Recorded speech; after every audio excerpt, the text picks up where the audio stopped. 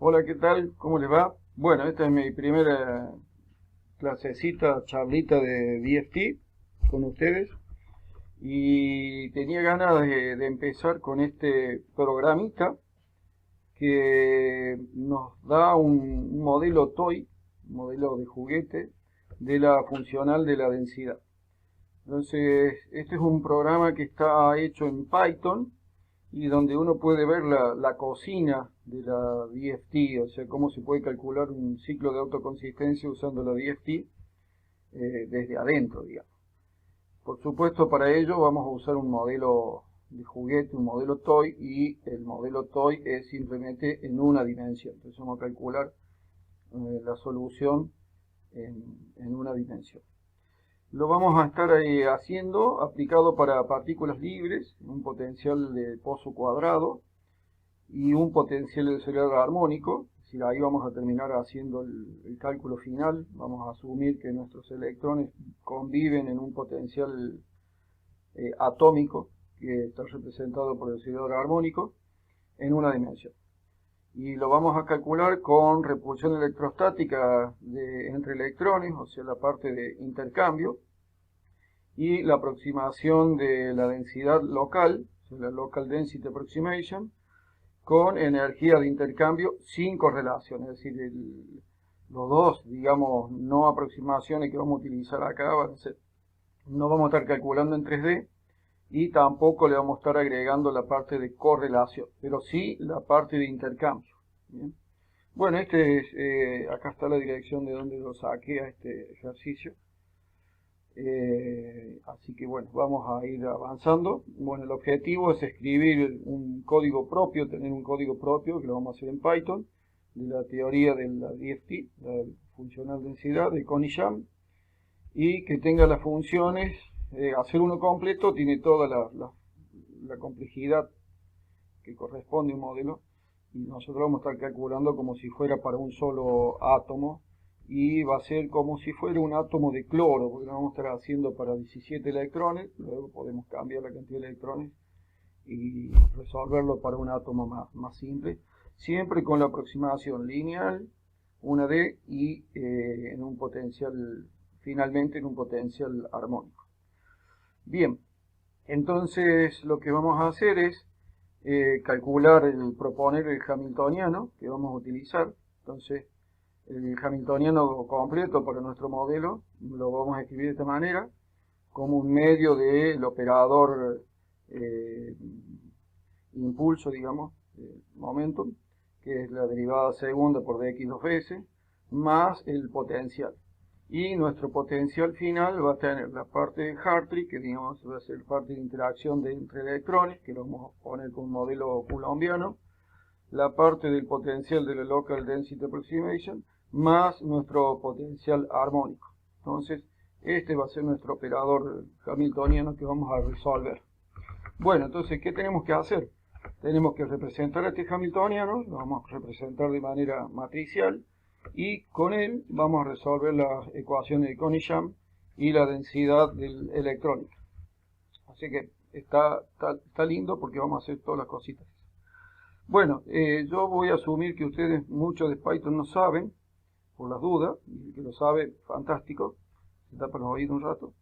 En Python nosotros tenemos muchas librerías que podemos utilizar donde nos permiten hacer muchos cálculos que ya están los atributos, digamos, resueltos. Ahí no tenemos que estar definiendo funciones, un montón de herramientas que ya están definidas ahí. Una de las librerías que vamos a importar, esta es la manera de comunicarle al Python las librerías que vamos a utilizar, es la NumPy, que es toda la librería que maneja vectores, ¿no? Entonces acá está la parte de numérica del Python. Después acá vamos a estar importando también esta librería que es el matplotlib del pyplot, que es la que nos va a permitir hacer gráficos. Bien.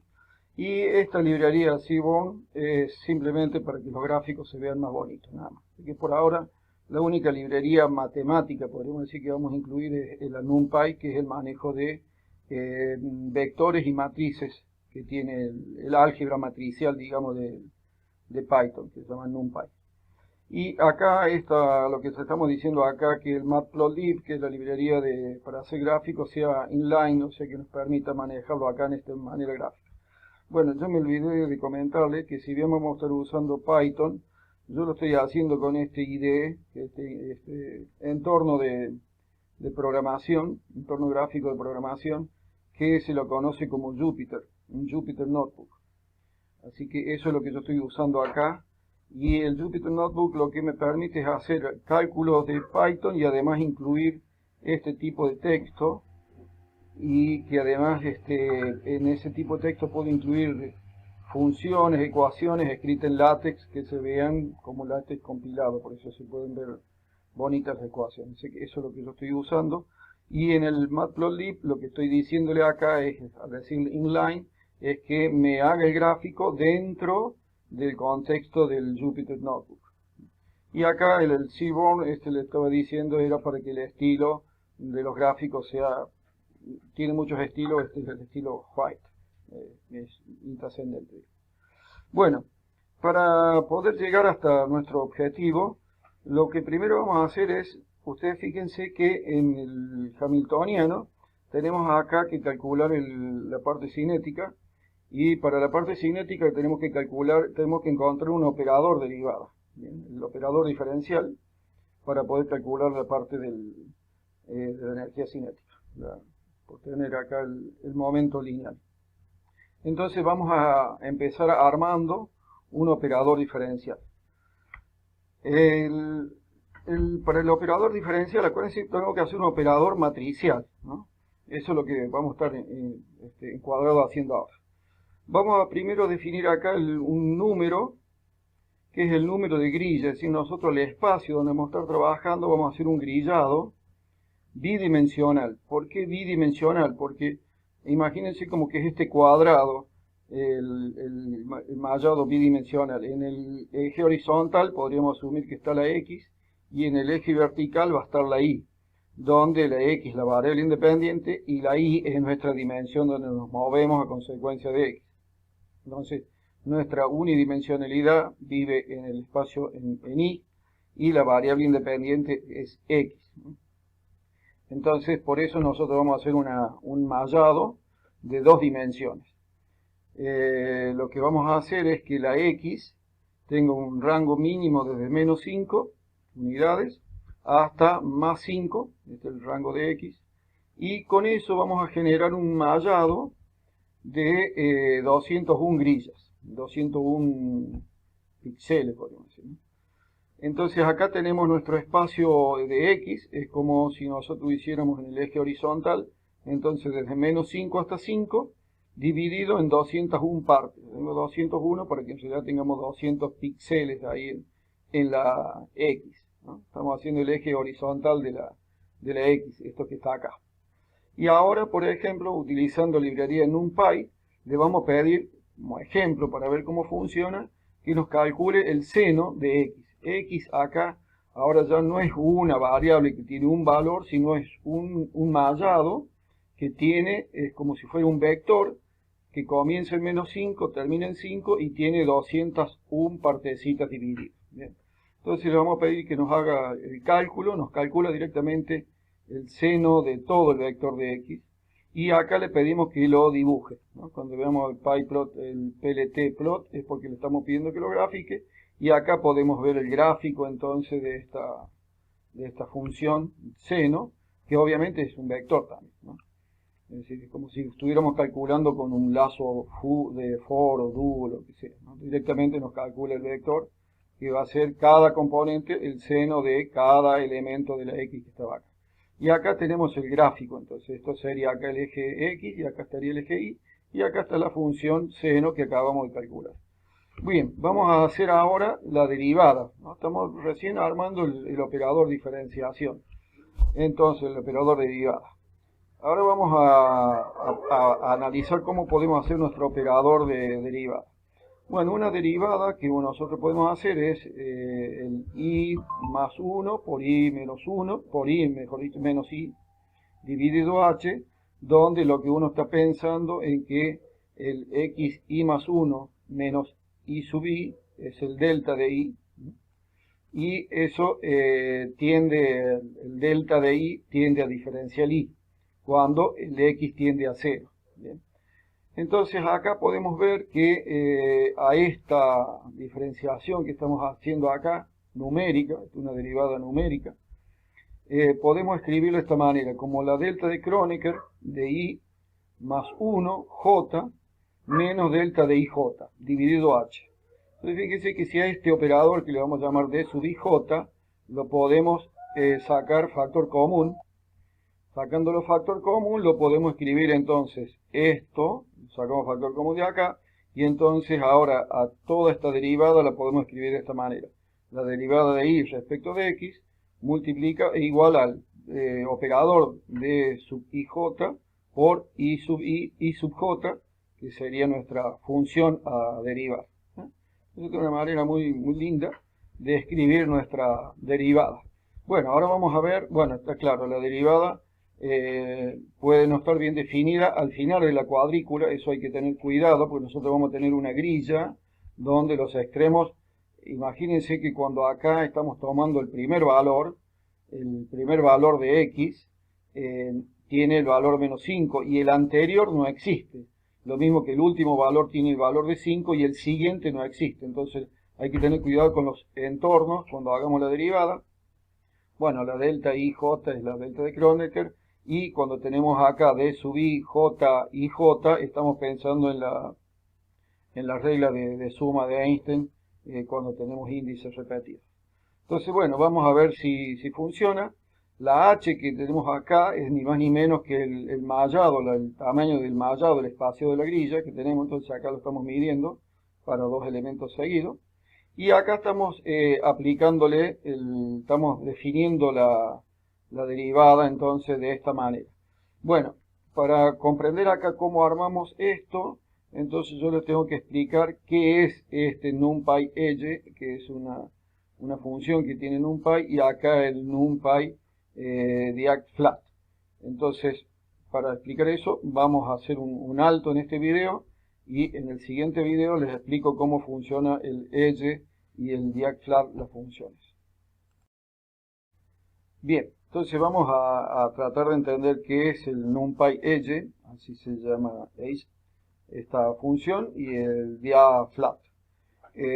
Para comenzar a calcular en Python, lo que tenemos que hacer entonces ahora, venir a cada una de estas celdas que están en gris acá, y las tenemos que correr. Hacer run. Ahí lo que está haciendo ahora el Python, está cargando estas librerías, estas tres librerías, demora un ratito, pero lo va a cargar dentro todo bastante rápido. Ahora vamos a decirle que el matplot sea inline, o sea que pueda graficar acá en este entorno. Ahí está, y estamos cargando el estilo del Seaborn, que es simplemente para darle un estilo a los dibujos.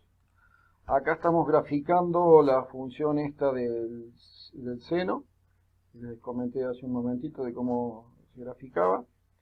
Y ahora vamos a calcular entonces, acá vamos a tomar entonces el h definido como el x, la posición de x en 0 y el x1. Acuérdense que x es un vector que hemos definido acá, ¿no?, como un espaciado desde menos 5 hasta 5 dividido en 201 partes, ¿no?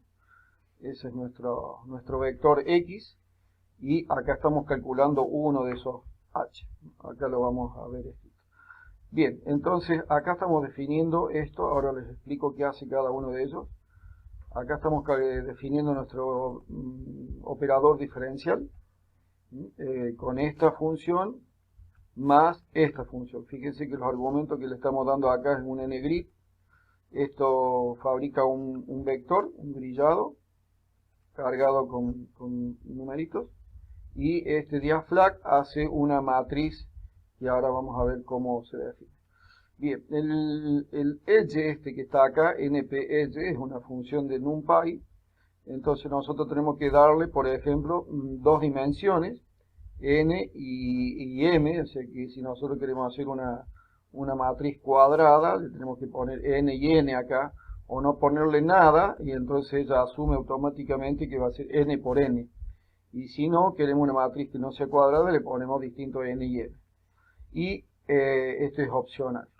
Y el K es, le estamos diciendo qué diagonal queremos de esta matriz que estamos creando acá, esté cargada con elementos iguales a 1. Es decir, que si nosotros ponemos, por ejemplo, acá n y n, o no le ponemos nada, nos va a hacer una matriz cuadrada de n por n, y si le ponemos k igual 0, significa que va a ser la matriz identidad.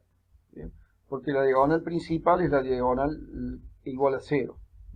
Si le ponemos k igual a 1, va a ser la diagonal secundaria superior. Si le ponemos k menos 1, va a ser la diagonal secundaria inferior, o sea, la inmediata correspondiente a la diagonal principal. Bien, entonces acá tengo un ejemplo, esto ya lo hemos corrido, acá está el valor de h, acá está 20, y acá vamos para un ejemplo de que ustedes vean cómo funciona la función edge esta.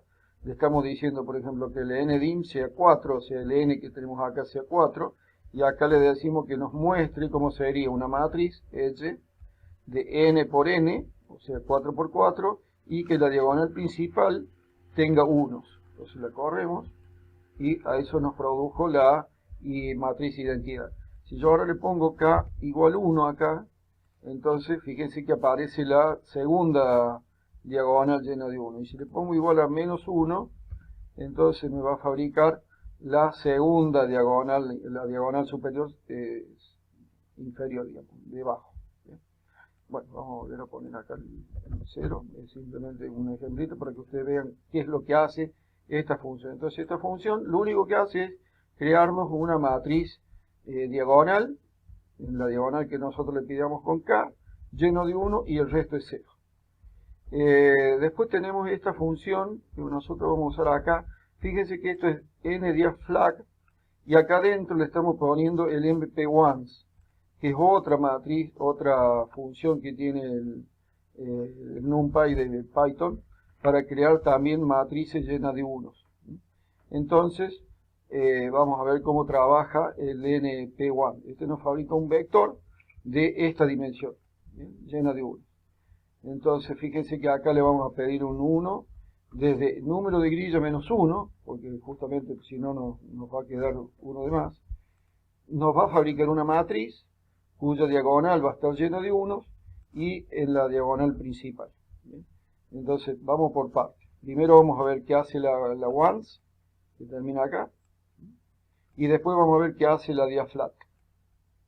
Entonces, la np1, ¿qué es lo que hace? Yo le digo que acá teníamos ndim 4, entonces acá le pido que me haga un np1 de ndim, o sea, va a ser un vector, ahí corrimos, un vector de n dimensión, o sea, 4, lleno de 1. Eso es lo que hace. Y ahora este vector lleno de 1 se lo vamos a dar a la siguiente función, que era el diaflag. Entonces, ahora veamos qué hace la diaflag. La diaflag también es una función de la clase NumPy y crea una matriz bidimensional con la entrada del arreglo que le hemos dado como diagonal de la nueva matriz de salida. Es decir, que si nosotros acá le damos una matriz llena de unos, lo que nos va a hacer la diaflag nos va a crear una matriz cuadrada, n por n, o sea, acá la dimensionalidad la tiene A, y le estamos diciendo que A es el vector que le estamos dando, y acá le estamos diciendo en qué diagonal queremos que la llene. ¿Bien? Entonces acá hemos calculado este once, vamos a verlo cómo trabaja el diaflag. Acá la tenemos, entonces le damos el ndim, era 4 y ahora va a ser menos 1, eso es lo que hay que darle porque ella le va a sumar un 1 tomando el 0, y ahí le damos, y entonces acá yo le puse que sea en la diagonal 1. Entonces fíjense que hizo una matriz cuadrada de ndim por ndim y la llenó de 1, que era el once que le dimos acá, en la diagonal 1. Si yo ahora le pongo la diagonal menos 1, por ejemplo, entonces debería llenarme la segunda. Y si le pongo el 0, entonces me va a llenar, me va a hacer la matriz identidad. Pero ahora tengo una matriz 3×3, porque obviamente por eso tengo que ponerle un -1 acá. Como nosotros le vamos a estar pidiendo que haga en la diagonal 1, entonces esa diagonal va a tener 1, 2, 3 elementos. Tenía 4, -1, 3 elementos, y por eso me queda una matriz 4×4. Bueno, teniendo eso ahora, entonces ya podemos correr esto, el operador de. Entonces acá vamos a estar teniendo una matriz identidad con signo menos, y acá tenemos una matriz también de la misma dimensionalidad, cuya diagonal secundaria superior llena de unos.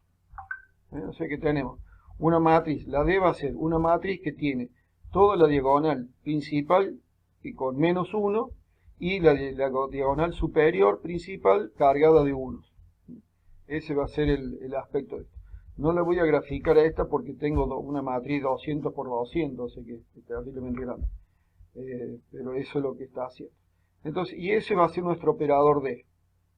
Ahí está definido el operador D. Lo que sí, bueno, nos falta dividir por H acá.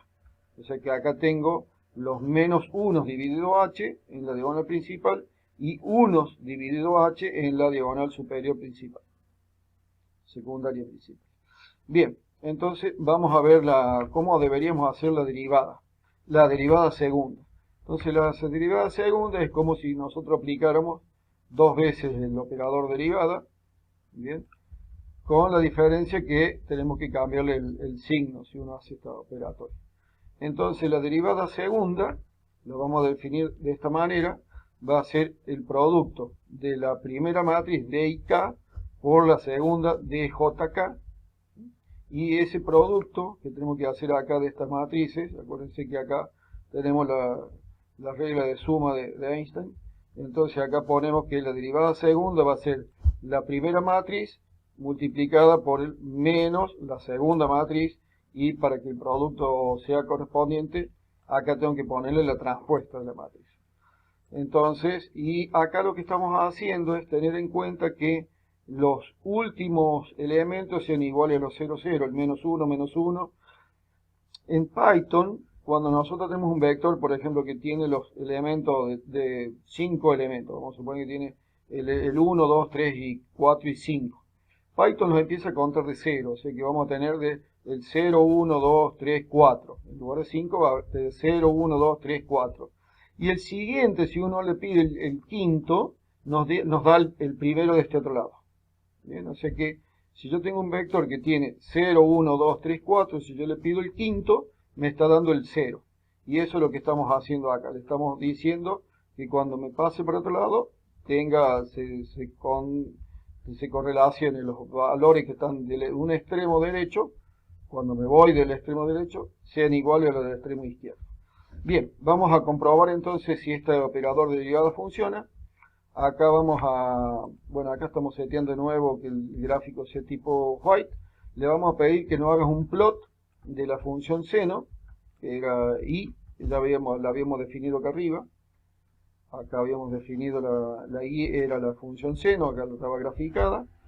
Y ahora lo que vamos a hacer es, vamos a graficar la función seno, directamente le vamos a aplicar el operador de diferenciación derivada al i. Esta es la manera de aplicarlo como un producto vectorial entre matrices y vectores, y la derivada segunda la vamos a aplicar acá, derivada segunda sobre i, y acá simplemente como esto es una matriz, entonces tenemos que decirle al Python que lo grafique de esta manera. Bueno, el primero se va a llamar seno de x, el segundo le vamos a llamar f igual a d, y el tercero va a ser f igual a la segunda derivada, y ahí lo corremos. Y bueno, nos dio un error. Vamos a ver qué es lo que pasó. Muy simple. Vengo contándole todo y no corrí este de acá. Ahí lo corro. Ahí voy, ahí voy, ahí voy. Y ahí está. Entonces ahí podemos ver la gráfica azul es la función seno que teníamos definido antes. La naranja que está acá es la primera derivada, ¿bien? Que nos da el coseno. Y la segunda derivada nos da menos el seno. De que hemos comprobado que nuestro operador derivada funciona de manera, el operador matricial derivada funciona perfectamente entre la primera derivada y la segunda derivada. Bueno, ahora vamos a empezar con la parte física, así que eso nos vemos en el próximo video. Hola, en este video voy a repasar la última parte que habíamos visto en los anteriores, que es el operador matricial derivada. Hice algunas variaciones a este modelito del operador matricial para que sea un poquito más fácil de entender. Si bien voy a seguir utilizando después el otro, pero va a ser equivalente a este que estamos haciendo acá. Bueno, la primera parte, como les había comentado ayer, es cargar las librerías de Python. Acá le estamos diciendo que los gráficos los haga dentro de esta IDE, que es el Jupyter, el entorno de programación. Bueno, vamos a hacer el operador diferencial, vamos a hacer algunas variaciones respecto al de ayer, y acá vamos a hacer un número de grilla de 61. Vamos a decir que la X va entre menos 3 y 3, ese va a ser el rango mínimo y máximo, dividido en 61 partecitas, y con eso vamos a hacer este linspace, que lo que hace es ni más ni menos es crearnos un vector que arranca en menos 3, termina en 3, dividido en 61 partes la grilla que tiene. ¿Bien? Acá vamos a definir dos funciones, la función f, que es la función cuadrática, y la función g, que es la potencia de 3, de x al cubo. ¿Bien? Esta es la manera que tiene el NumPy, por eso estoy poniendo acá NumPy, de la función potencia. ¿Bien? Acá estamos haciendo un grillado, vamos a hacer un gráfico. En realidad acá podríamos dividir esto, lo que vamos a hacer es dividir la celda esta, para que de esta manera nos quede acá la parte de definición y acá la parte de graficado. Y acá vamos a graficar las dos funciones, la función g y la función f que estamos definiendo acá y de g. Entonces acá le decimos, bueno, que vaya a ser una grilla del dibujo. En el eje horizontal le vamos a poner variable x, es lo que aparece acá. Acá le puse cuadrática f, tendría que haberle puesto en realidad cuadrática f y cúbica. Y cúbica g, le vamos a poner así. Y le vamos a pedir que grafique f en función de g y g en función de, perdón, f en función de x y g en función de x. Y ahí lo tenemos graficado. Entonces la función azul, la línea azul, es la gráfica de la cuadrática y la naranja es la función cúbica. Así que yo tengo dos funciones definidas acá, la cuadrática y la cúbica, que es la que vamos a utilizar para probar las derivadas. Bueno, y acá cuando acá creamos nuestro vector, ¿no? va a crear 61 elementos, tiene este vector. Entonces el Python comienza a contar las variables desde 0, o sea, los vectores desde 0. O sea que este es un vector que va de 0, 1, 2, 3, 4 hasta 60. ¿Bien? Entonces acá vamos a tomar la mínima distancia que hay entre dos elementos, el interlineado que tiene, el intergrillado que tiene x, ¿no? Eso es lo que estamos calculando acá con la x, la h. Y acá yo ayer les había comentado que esto es lo que he simplificado respecto de ayer. El NumPy Edge me va a crear una matriz de el ngrid que yo le había puesto acá es 61, ¿no? Entonces vamos a crear ngrid de 61, una matriz de 61 partes, y cuando le pongo este crea una matriz identidad, digamos, porque tengo el k igual a 0. Esta, por ejemplo, crea también una matriz cuadrada de ngrid por ngrid, donde como le pongo k igual 1, entonces la diagonal secundaria superior va a estar llena de 1, y no la variable, la principal, que es esta, la diagonal principal.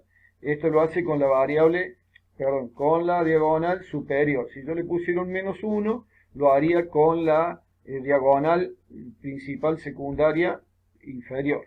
Bien, entonces acá estoy sumando la matriz identidad, que le pongo el signo menos, más la matriz que tiene la diagonal superior, secundaria superior, llenas de 1. eso es todo lo que hace esta acá. Voy a hacer una chiquitita para mostrarle cómo queda esta D. Bien, acá escribí una matriz chiquitita de 4×4, le puse la dimensión que tiene. Acá copié exactamente esto que está acá, lo puse acá. Nada más que le cambié el ngrid por ndim y acá puse exactamente igual esto, le puse acá nada más el ndim. Y bueno, vamos a ver qué nos da. Y eso es lo que nos da. Fíjense, la diagonal principal sale con -1. ¿Por qué? Porque acá tengo el signo menos y este lo llena 1.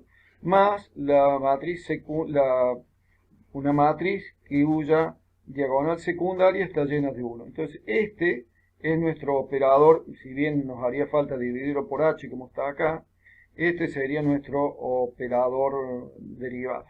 Bien, vamos a volver entonces, ahora que ya vieron cómo es el h, que sería el d en chiquito. Acuérdense que tiene una matriz de 60 por 60, por eso no la muestro.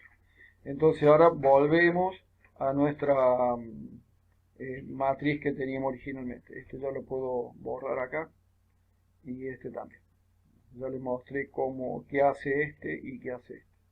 Entonces ahora así estaba definido el operador diferenciación. Y lo que hacemos, este ya lo hemos definido acá, en D. Bien, este es nuestro operador derivado. Ya vamos a probarlo para que veamos que funciona. Lo que sí vamos a generar ahora es el operador derivada segunda. Acá hice una modificación aprovechando que ya está hace un tiempo una nueva versión de NumPy, donde nos permite hacer la multiplicación entre matrices a través de este operador. Entonces acá pongo el operador D con el cambio del signo, y acá pongo de nuevo la matriz D, el operador D matricial transpuesto. Esto es lo que significa acá cuando pongo D, que es el operador, el mismo operador que está acá, pero pongo el punto T, eso significa que lo he transpuesto. Entonces acá estoy haciendo una multiplicación matricial, o sea, estoy haciendo D cuadrado, ni más ni menos, por eso acá le ponemos D2. Y acá lo que hacemos es que los extremos de la matriz, o sea, tanto los valores del inicio sean iguales a los del final. O mejor dicho, que los del final de la matriz, o sea, todo el lado del operador este del lado extremo derecho, sean iguales a los del extremo izquierdo. Eso es lo que estamos haciendo. Porque estamos teniendo un espacio que tiene es finito, digamos. Bueno, entonces ya hemos definido nuestro operador derivada segunda y tenemos derivada primero, y entonces ahora lo vamos a comprobar. Para eso lo que vamos a hacer es aplicarle, acá vamos a hacer un gráfico donde vamos a graficar f en función de x. Acuérdense, f es x cuadrado, acá lo dejo expresado. Y acá vamos a hacer la primera derivada, el d producto f, y acá la segunda derivada, o sea, vamos a aplicar el operador segunda derivada a f. ¿Bien? Lo demás es comentarios para el gráfico. Entonces lo vamos a correr. Acá podemos ver entonces la función azul era la x cuadrado, la función naranja es la primera derivada, entonces justamente nos da una recta que además pasa por el 0, y la función verde es ni más ni menos que una constante que pasa por el 2, que justamente por derivar el 2, la cuadrática, nos da la segunda derivada. Bueno, y ahora vamos a hacer la misma comprobación con la función cúbica. Entonces vuelvo a poner exactamente lo mismo. Acá pongo la función g, que es la x cubo. Acá estoy calculando la derivada, la primera derivada de g, y acá estoy calculando la segunda derivada de g. Bien, lo demás son comentarios por el gráfico. Lo corremos y acá podemos observar. La función azul, esta que está acá, es la función cúbica. La naranja es la primera derivada, que justamente nos da una parábola. Y la segunda derivada nos da la recta. Así que ahí podemos comprobar que nuestro operador derivada, tanto la primera derivada como la segunda derivada, funciona muy bien. Tenemos entonces nuestro operador derivada matricial, que ahora lo vamos a aplicar para poder hacer nuestro operador hamiltoniano. Nos vemos en el próximo video. Bien, ahora ya hemos comprobado que nuestro operador diferencial matricial trabaja bien y lo hemos comprendido. Vamos a escribir ahora el hamiltoniano más sencillo que tenemos para partículas libres y no interactuantes. O sea que simplemente es la partícula, el conjunto de partículas libres en el espacio. Entonces, para un dado tamaño de la cuadrícula, como habíamos definido antes, podemos escribir nuestro hamiltoniano, nuestro operador hamiltoniano, como menos un medio de la derivada segunda de x dos veces si asumimos que m vale 1 la masa de las partículas. De esta manera vamos a poder resolver las ecuaciones de Coni-Sham. Entonces vamos a escribir, ahora en términos computacionales, el hamiltoniano como h igual a menos un medio por d2, donde d2 significaba la derivada segunda, que la habíamos definido de esta manera. Entonces, ahí ya tenemos nuestro hamiltoniano construido, y ahora esta matriz lo que vamos a hacer es, a través de este procedimiento que tiene el NumPy, para calcular los autovalores y los autovectores, los eigenvalues y eigenvector, que son la solución, digamos, de este hamiltoniano. Así que bueno, lo vamos a correr, ya lo tenemos ahí. Bueno, esto es lo que hace la función lineal A, que si le damos una matriz A, devuelve los valores propios, los vectores propios de la matriz hermitiana simétrica, y devuelve dos objetos, una matriz en una dimensión que contiene los valores de los vectores, y una matriz cuadrada, esta tiene los valores, los autovalores, y esta contiene la matriz de los autovectores. Así que aquí vamos a tener en este vector el eigenknown, van a estar los autovalores, y en la sigknown van a estar las funciones phi, los autovectores, o sea, psi, que es la solución de la ecuación de Schrödinger. El sufijo known que le ponemos acá es para recordarnos que son partículas libres no interactuantes. Entonces, una vez que tenemos calculado ya esto, ahora vamos a ver cuáles son los eigenknown. Entonces ahí los mostramos. Estos son los autovalores, y los autovectores son estos, están acá. Bueno, ya los tenemos calculados, entonces ahora lo que vamos a hacer es graficarlas a las autofunciones, a los autovectores, y para eso vamos a graficar 5 solamente. Entonces vamos a plotear los sigknown, y el gráfico que obtenemos son estos, ¿sí? Desde el más bajo, digamos, el n igual 1, n igual 2, 3, 4, 5, y así es la forma como va cambiando los autovectores para el caso de una partícula libre no interactuante. Ahora vamos a proceder a definir el operador hamiltoniano para un potencial externo igual que un oscilador armónico, es un x cuadrado. De tal manera que el hamiltoniano va a ser la parte cinética, y acá me está olvidando, me está faltando, bueno, ahí me estaba faltando el potencial externo, entonces nos queda que el operador hamiltoniano va a ser la energía cinética más el potencial externo, que en el caso que estamos proponiendo es ni más ni menos que x cuadrado, como les decía, el potencial del oscilador armónico. Bien, entonces la primera parte ya la tenemos definida antes, y ahora lo que vamos a hacer es definir el potencial del x cuadrado.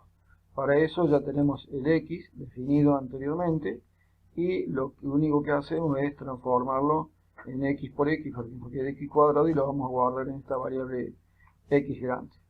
Y entonces ahora tenemos que sumar a la parte de la energía cinética, que es menos la derivada segunda dividida 2 veces, más el x grande, que representa el potencial del armónico. Y a esta matriz lo que hacemos nuevamente, le calculamos los eigenvalues y los eigenvector, y a este le vamos a poner el sufijo arm para recordarnos que es el potencial armónico. Entonces lo corremos. Yo no sé si corrí este, por las dudas lo voy a correr a este. No lo había corrido. Ahí está.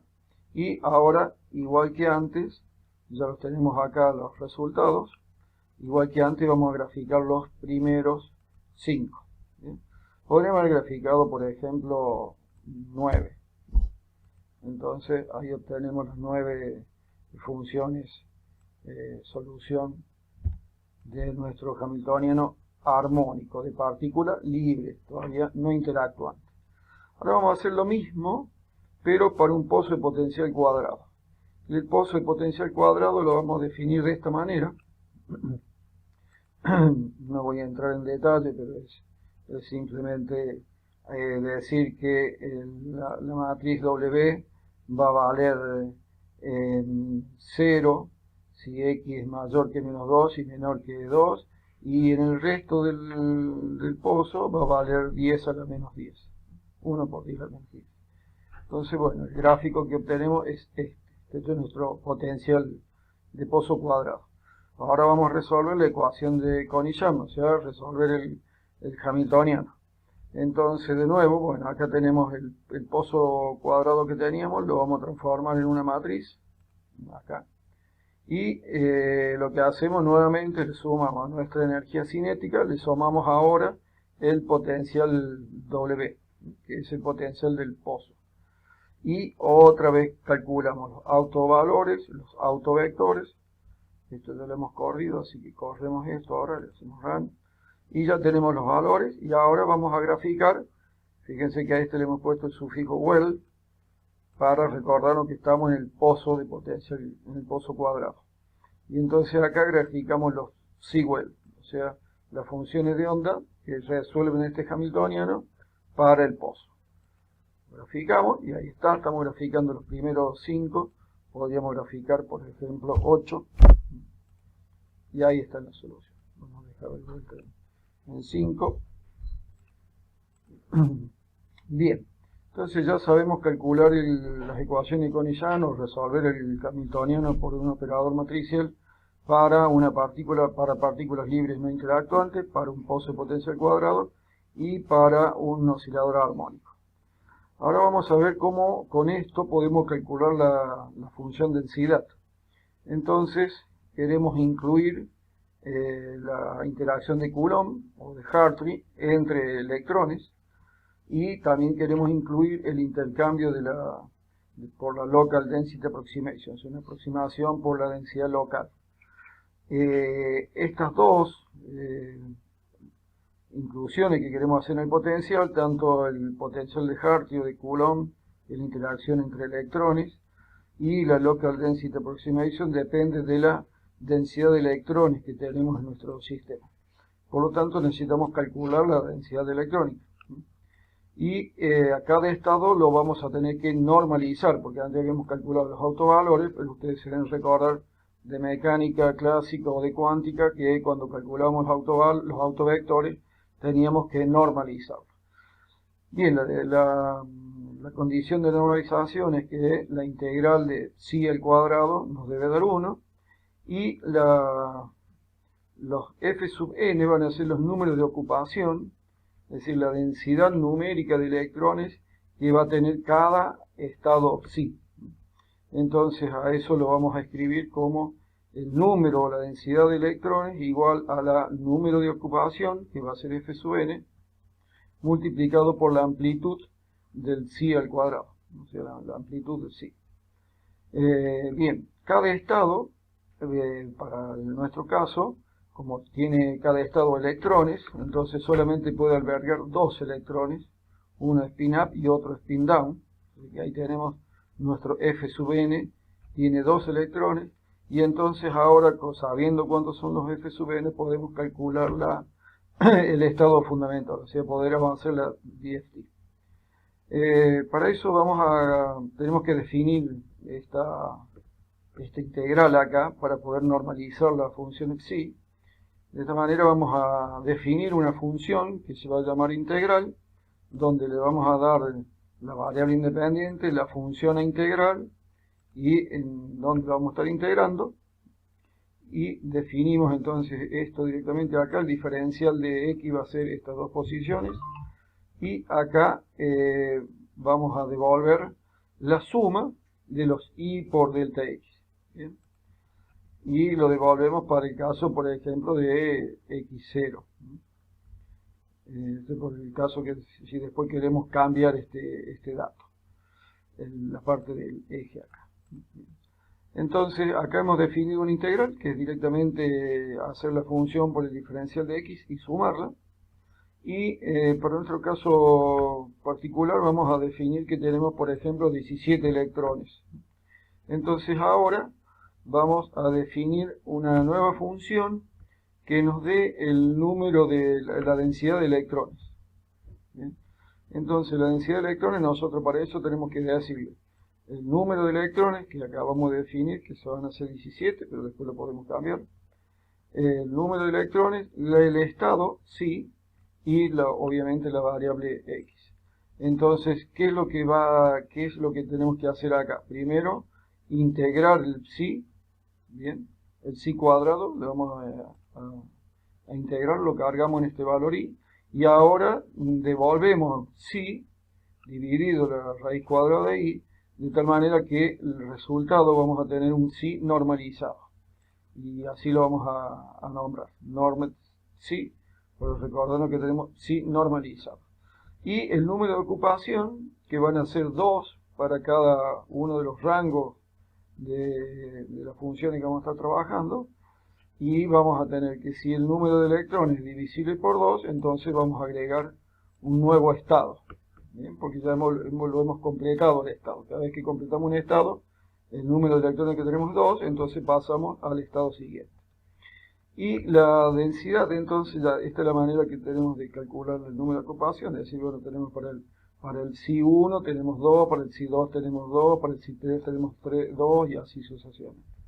Y acá vamos a calcular la densidad. Entonces acá hacemos un vector igual al psi normalizado, pero que lo vamos a llenar de ceros. Y lo que hacemos ahora, calculamos para NE, hacemos psi que esté dentro del conjunto de los psi que tenemos, y lo devuelve como NE por psi cuadrado. O sea, NE por psi cuadrado es ni más ni menos lo que estábamos calculando acá. El número de electrones por psi cuadrado. Eso es lo que estamos haciendo acá.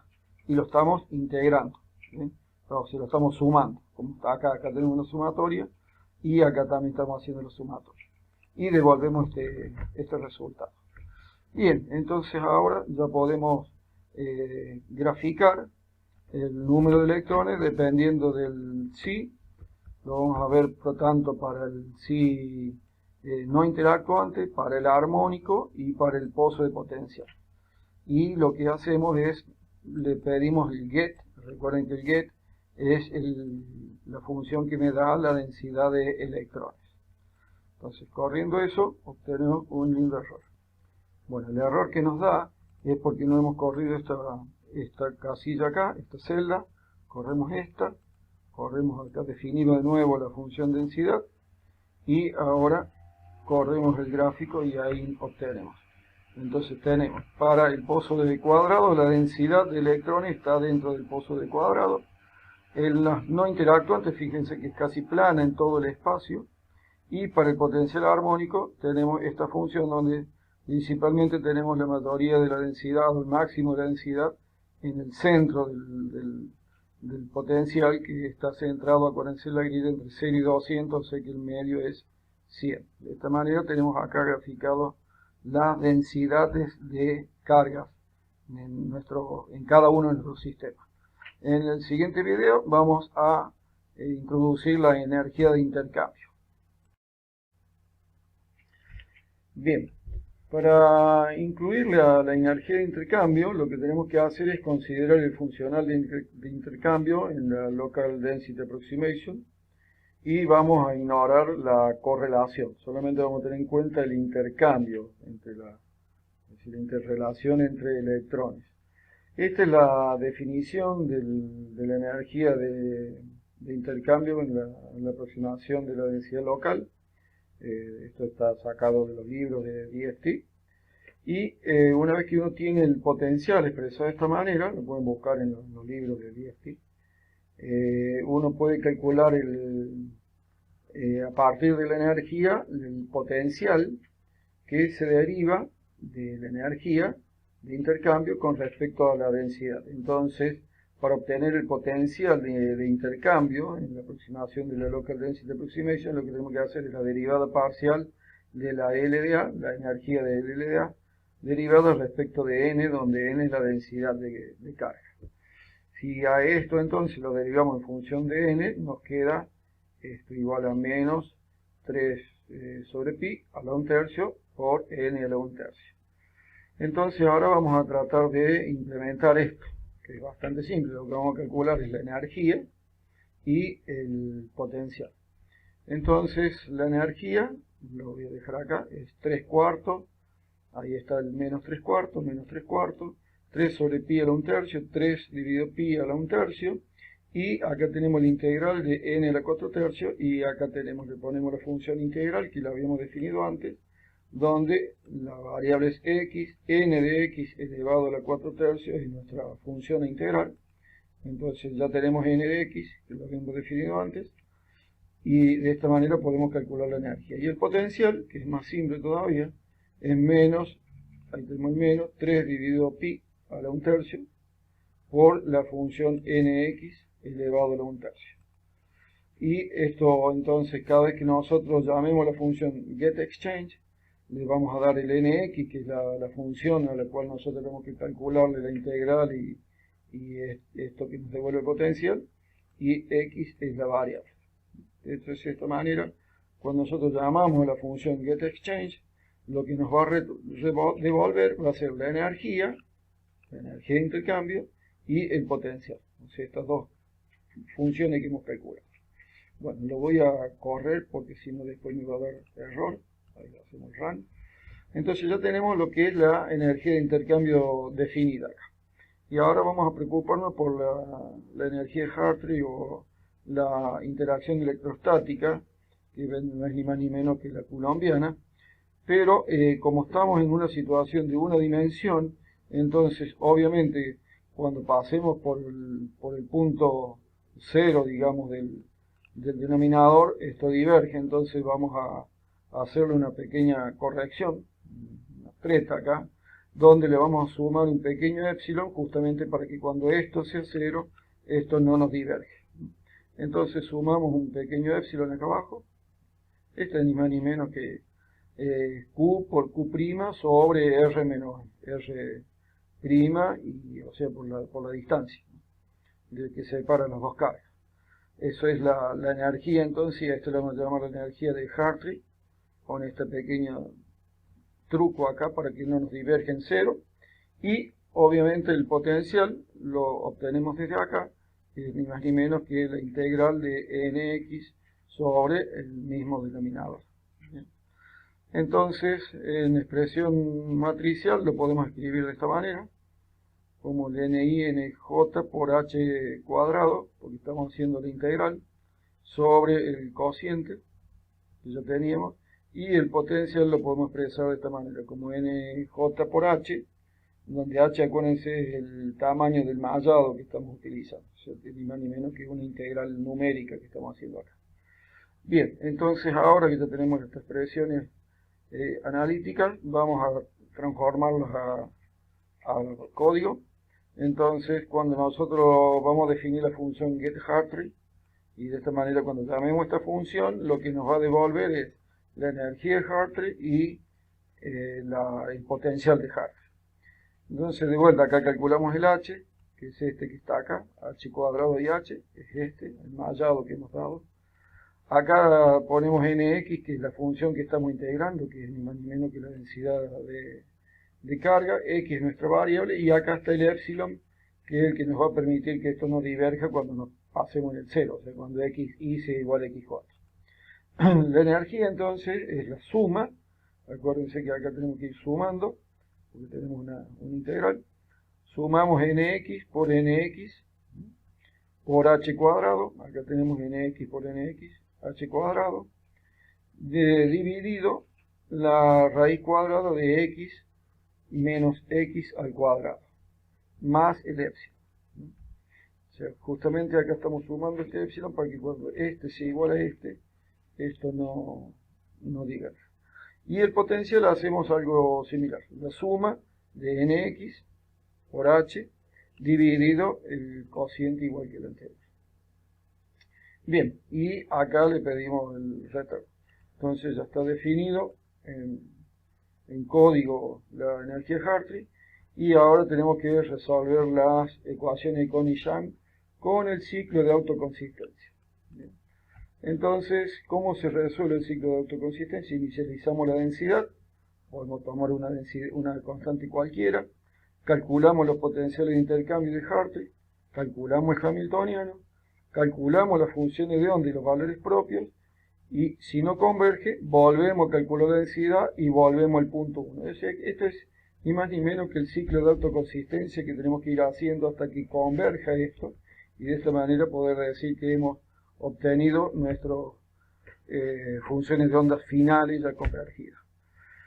Bien, acá vamos a definir un print log. Este es simplemente el que nos va a ir dando los valores de la energía a medida que va a ir convirgiendo el cálculo. Y hacemos logaritmo porque cuando nosotros vamos a proponer que converja cuando la diferencia de energía entre dos ciclos consecutivos sea menor que un cierto valor. Entonces, en lugar de estar comparando si este es menor que el otro, lo que hacemos es hacer el cociente y tomar el logaritmo de ese cociente. Cuando ese cociente tiende a 1, quiere decir que ambos son similares, entonces el logaritmo de 1 tiende a 0. Y eso tiene mucha más precisión para hacer el cálculo que si hacemos diferencia. Entonces directamente hacemos el cociente entre las dos energías consecutivas del ciclo de autoconsistencia y le tomamos logaritmo. Cuando eso llega a 0, o sea muy chiquitito, en lugar de que llegue a 0, detenemos la interacción. Entonces esto es lo que hace este print, nos va a ir escribiendo los valores de ese logaritmo. Ahí vamos calculando el logaritmo de la energía. Si tiene menor que una cierta diferencia, entonces se va a detener el cálculo. Bueno, le vamos a poner un máximo de 1000 iteraciones, una tolerancia de 1 por 10 a la menos 5, o sea que cuando el logaritmo de ese cociente sea menor que 1 por 10 a la menos 5 se detiene, y acá estamos calculando el log. Entonces el logaritmo de la diferencia. Bien. Veamos entonces cómo hacemos. Acá tenemos un nx, que hacemos un grillado de nuevo, y acá hacemos el rango. Vamos a ir calculando desde i hasta el rango máximo, que son 1000. ¿Y qué hacemos? Calculamos la energía de intercambio y el potencial de intercambio, de esta manera. Acá calculamos la energía de Hartree y el potencial de Hartree. Y acá escribimos nuestro hamiltoniano, que es la parte cinética, más el potencial de intercambio, que lo acabamos de calcular acá, más el potencial de intercambio, más el potencial armónico, que es la interacción que tienen los electrones con el átomo. Estos son interacciones de intercambio entre electrones y la repulsión coulombiana entre electrones. ¿Bien? De la energía de intercambio. Bien, una vez que tenemos nuestro hamiltoniano, que lo escribimos así para que, acuérdense, el NP diaflac lo que hace es transformar estas funciones que son numéricas, las transforma en matrices, y acá lo cargamos en nuestro hamiltoniano, y acá lo que hacemos es ni más ni menos que calcular los autovalores y los autovectores, los eigenvector de nuestro hamiltoniano. ¿Bien? Entonces ahora guardamos en un vector la energía, porque vamos teniendo el primer elemento, el segundo elemento, el tercer elemento. Por cada iteración vamos a ir guardando el vector de la energía. Aquí calculamos la diferencia de las energías y acá lo hacemos con lo que ya teníamos de la energía, le restamos el logaritmo de esa energía. Ahí tomamos el logaritmo nuevo, lo guardamos acá adentro y ahí lo imprimimos. Y entonces ahora chequeamos la convergencia. Si el valor absoluto de la diferencia de energía es menor que la tolerancia que habíamos definido, entonces decimos que está convergida y rompe el cálculo, termina el ciclo. Si no, lo que hace es calcula la densidad de electrones a partir del get nx, num de electrones, el psi, y dice, imprime que no está convergida y vuelve de nuevo al comienzo, y con estos valores de nx va a volver a calcular ahora, acá lo va a colocar, va a volver a calcular la energía de intercambio, el potencial de intercambio, con SNX, calcula la energía de Hartree, otra vez el potencial de Hartree, y vuelta de nuevo a calcular todo hasta que converja. Bueno, este es el famoso ciclo de autoconsistencia, y lo que vamos a hacer ahora es correr. Entonces, ahora que ya lo tenemos definido, lo corremos. Y bueno, lo hace bastante rápido, como ustedes podrán ver. Y acá va calculando la diferencia, la energía, hasta que llega al mínimo. Voy a tratar de correrlo de vuelta acá, a ver si podemos ver cómo avanza. Ahí, bueno, ahí lo vieron, cómo rápidamente calcula todo hace un ciclo de autoconsistencia muy rápido. Bueno, cuando termina el ciclo de autoconsistencia, lo que nosotros obtenemos son ni más ni menos que el psi y el número de electrones y los autovalores, y ahora vamos a graficar entonces los psi, o sea, los autovectores. Entonces ahí están los autovectores de solución de nuestro sistema, y ahora vamos a mostrar cómo sería la densidad de electrones o el número de electrones.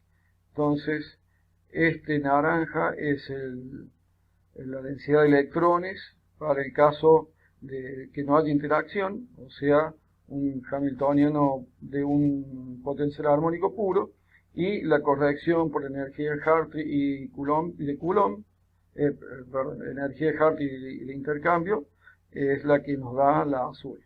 ¿Bien? Bueno, este modelo, más allá de que es en una dimensión, lo que le está faltando ahora podríamos decir que es la correlación. Entonces ese sería, digamos, el único detalle que le falta a este tipo de cálculo, poner no solamente la energía de intercambio, sino la de correlación.